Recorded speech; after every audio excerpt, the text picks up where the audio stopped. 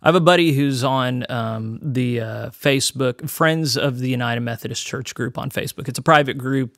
They probably wouldn't be happy to have me on there, and I would consider myself a friend of them in that I want the best for them and I want good things for them by following Jesus through his holy word. And so anyway, this is some of the propaganda that got put out earlier. They have a hashtag Blessed Stayers. So I've heard of Stay UMC, BUMC. I haven't heard of Blessed Stayers yet. I haven't gotten to check that on Twitter yet to see if it's taken off yet. But it's a series of slides that really, well, you'll see. So we'll go through this. I have a few critiques, but I'm interested in your responses to this. Keep them civil. So the first slide says, blessed. Oh, yeah. This is a redoing of the Beatitudes for United Methodists. Pretty much like canonizing, making martyrs of, making saints of those who stayed, and then making demons of those who left. Here we go. Here we are. Blessed are those who have heard nothing but disaffiliation for the last 2 years and still have found a way to engage in meaningful ministry, for they will enter a new season of rejuvenation and enthusiasm for the future. So first thing I would say is like half of small town churches haven't even heard about disaffiliation, have no idea what's going on.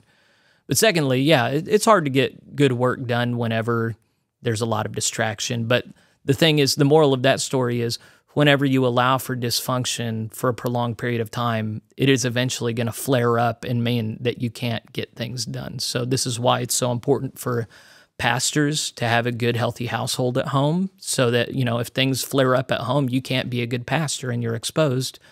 That's what's happened to the United Methodist Church, is those in charge continued to step on the people paying the bills, the people showing up and sitting in the pews. Finally, they've left, and that is distracting, and it's a distraction that covenant breakers caused. Blessed are those who seek to unite rather than to divide, for they will find communion with God and the saints. So this is one of those areas where we're just speaking past each other, right? Like people like me say, you caused division whenever you left behind the Bible and our shared covenant and just did what was right in your own eyes. That's what causes division. And remember, heresy, we're going to talk about this in a minute. Heresy comes from the Greek hairesis, which just means division or faction. So what is it that causes division? Is it covenant breakers, or is it those who walk away when the covenant is broken? And I would say it's the first group. So these people who broke covenant and caused division are now casting aspersions at people like me, who simply acknowledged that we're doing two different things. We have two different identities. They took over. Yeah, I acknowledged I'd left. So I had this quote from J.C. Ryle.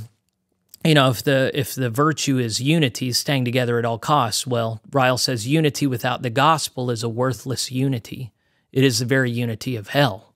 Isn't that a good quote? And so, yeah, they might say we have unity, but their unity is around a very different gospel, a very different Jesus than the one I read about in the scriptures. So I would say we have two different gospels. So unity without the gospel, as it's been understood traditionally by the saints of the ages and the consensual tradition, the great tradition, yeah, it's a worthless unity. It's the unity of hell. So that's the unity that the author of these memes is promoting, is the unity of hell.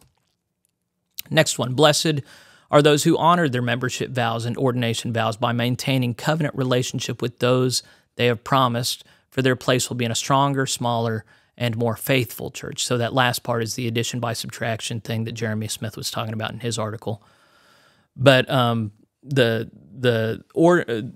their membership vows, if you ever joined a United Methodist Church, you made vows not just to the local church, but to the denomination as well, that you would do all in your power to strengthen its ministries and do one or two things. But the thing is, so there are, and I noticed this with the dispensation or the covenant, as if you saw my talk with, I can't think of his name right now, but the covenant theology guy, the Wesleyan theology expert, I'm becoming increasingly clear. I believe in dispensational theology. I believe that God has made many covenants and that most of them have been unconditional and eternal. But the notion, it was Vic, why is his name escaping me? he's of the notion that all covenants are conditional, and once a covenant is broken, then it's over. So the Jews broke their covenant with God, it's over. I didn't have the clarity or temerity to ask him, well, we've broken covenant as Christians with him how many times? Why is the covenant still in effect with him? But here's the thing I'm coming at is there are eternal covenants and there are conditional covenants, and when we don't know the difference, things get really confused. And the vows one makes to one's church are not an unconditional covenant. So I know that there's not any phrasing in there, I will be this for you until X, or unless you do this.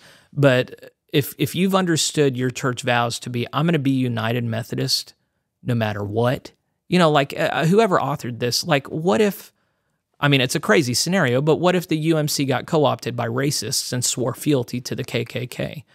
I mean, it'd just be so absurd to say, well, you made vows, so you're in it now, buddy. You know, this is a conditional vow that's made.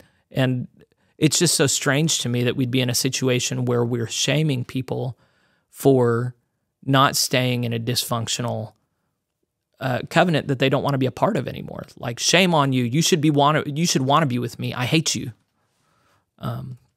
Next one, blessed are those who practice grace for folks for whom they know not to deserve it, for God will not hold grace from them. This is getting into the inclusion bit. You're not going to find anybody on any side of this that doesn't believe in grace for all people. The question is, on what conditions and in what ways is grace available, and how do I show you grace? How do I practice the golden rules? So this is just another one that speaks past people.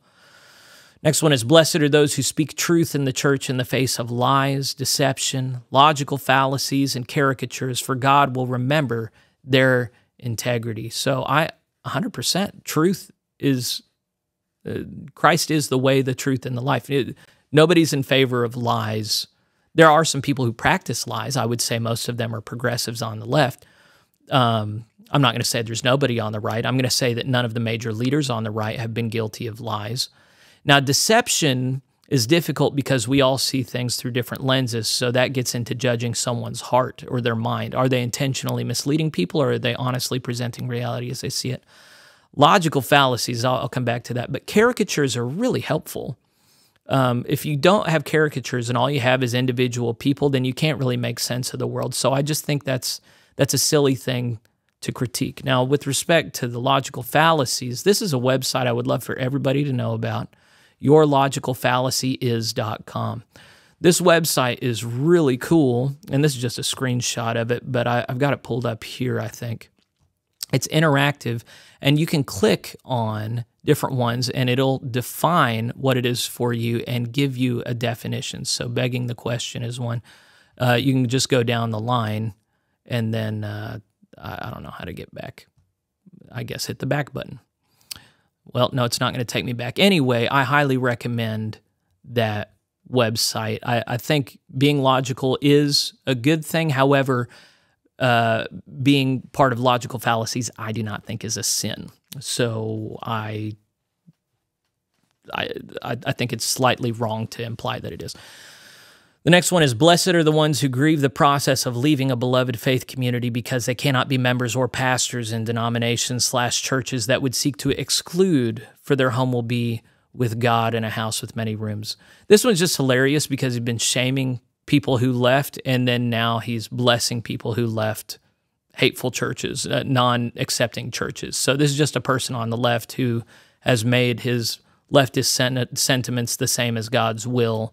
And some people just have to leave churches that are going to be hateful like that, you know, so God bless them too. It postures at being like a biblically faithful thing, but it's actually just faithful to a political, social agenda. That's really what's exposed here on this last one. Was that the last one? Okay, blessed are those who have held to their faith despite being called heretics. So we already covered this. Heretic just means a person who causes division. So a lot of them are heretics. By liars, okay, and people who would not know heresy if it was staring them in the face. So yeah, insult their intelligence. For theirs is the God-given gift of faithful assurance. I feel like I've talked about this enough. Blessed are those who have had their sexuality questioned because they've advocated for full inclusion of the LGBTQIA+ community in the life of the church, for theirs is a stronger solidarity.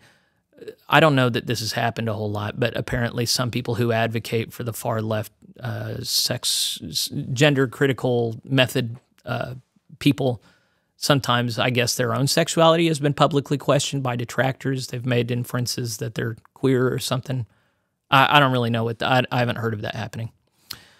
Especially blessed, I think this is the last one, are the ones who stay even after being turned into props for debates that are really about power, money, and property, for they will have a real seat at the table. I don't know what the difference is between a real seat and a fake seat. I think there's just the seat at the table in Lake of Fire, and that's it.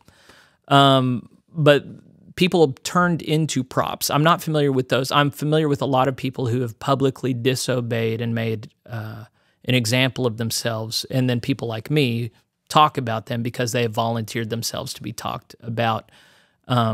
So yeah, a lot of this I just think is kind of fake and just meant to get people upset and angry. Our response, I don't think, should be getting upset and angry. I think it should just be able to be patiently, calmly say, okay, when you say this, what do you mean? And then, okay, when I say this, how do you respond to that? Whenever I say that you actually caused division by breaking covenant, do you not see how that would be the case? You know, there are some people like this, and far be it from the GMC to have people like this. But there are a lot of people who the presupposition they come into with any given disagreement is, I'm on the side of right. I'm on the side of the angels. I have good intentions. If you have any problem with me or anything that I've done, you're evil, and I hate you. But still give me your money and let me be in charge. And that's just not a tenable or a serious position to hold. So I don't know. I mean, this, yeah, again, is just therapy for people who have lost a lot, but they can't reckon with the fact that they caused their own loss and suffering. It's a sad business.